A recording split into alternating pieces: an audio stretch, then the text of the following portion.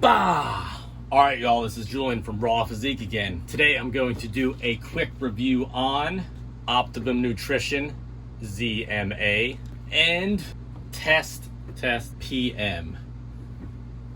So both of these are basically things that you take right before you go to bed. I've done a review on a different ZMA, and now I'm testing out both of these products as well. Well, I've tested them out. I've taken each one for about 2 months. This has been during the COVID-19 pandemic, but I have been keeping track of my reps and strength, and I've been doing exercises, and I just did another review on exercise bands that I bought in order to preserve my muscle mass as much as I can without being able to get to those heavy weights in the gym. Body weight exercises do not build muscle past a certain amount. Anything past 15 reps and you're not building muscle, you're just building stamina. So anyway, back to this review. So the Optimum Nutrition. These are about 18 cents per pill. It says if you're a man, take 3 pills before you go to bed, and if you're a woman, take 2 pills before you go to bed. It is zinc, magnesium, and vitamin B6. So just very quick rundown on zinc, magnesium, vitamin B6. Just quickly what they do, or what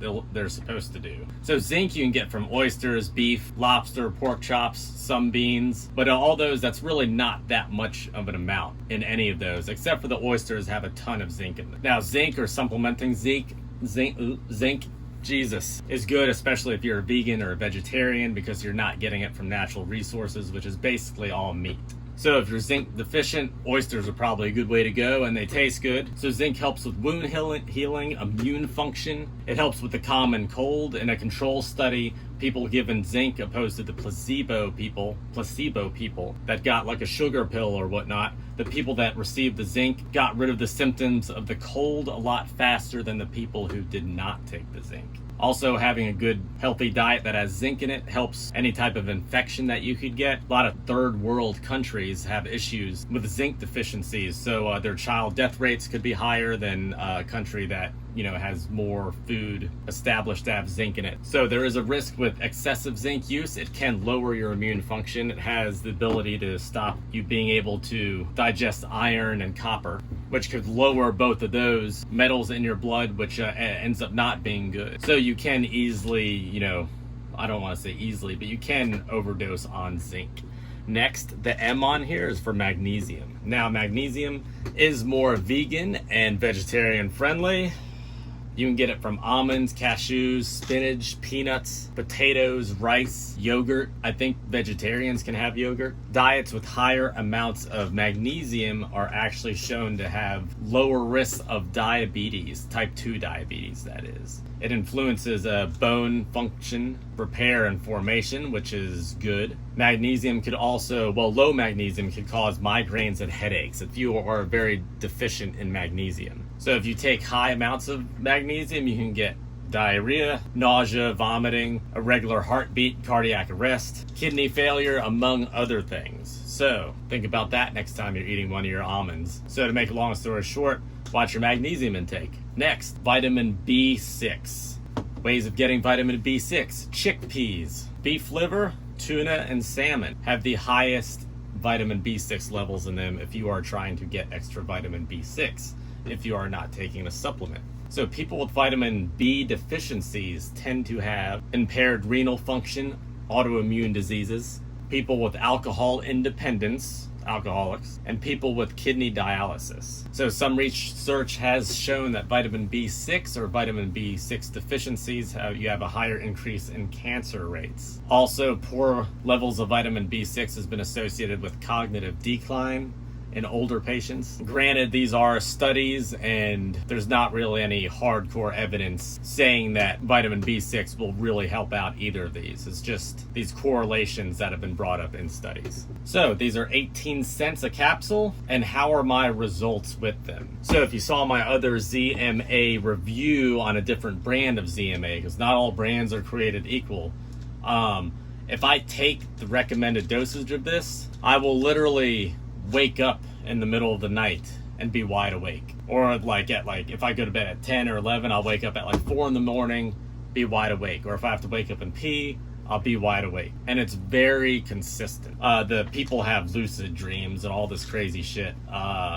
I don't necessarily notice my dreams or anything like that. Maybe my dreams are a little bit more vivid, but the big issue is it actually keeps me up after taking them and going to bed. So what I do to counteract that is I've actually started taking ZMA just 2 to 3 times a week, and I usually do it after a couple-day workout because it takes 48 hours for your muscles to fully repair. So what I do is try to get optimum repair without messing up my sleep throughout the rest of the week, is take this on my second day of lifting. And then I wait 2 days and I take it again. So about 2 or 3 times a week, I will take this, and I will actually take the woman's dosage of it because taking 3 just seems to wake me up even worse. And my body weight is a male's body weight. I don't weigh like 130 pounds. So other people have actually had the same issues with these by taking them and keeping you up, which is pretty crazy.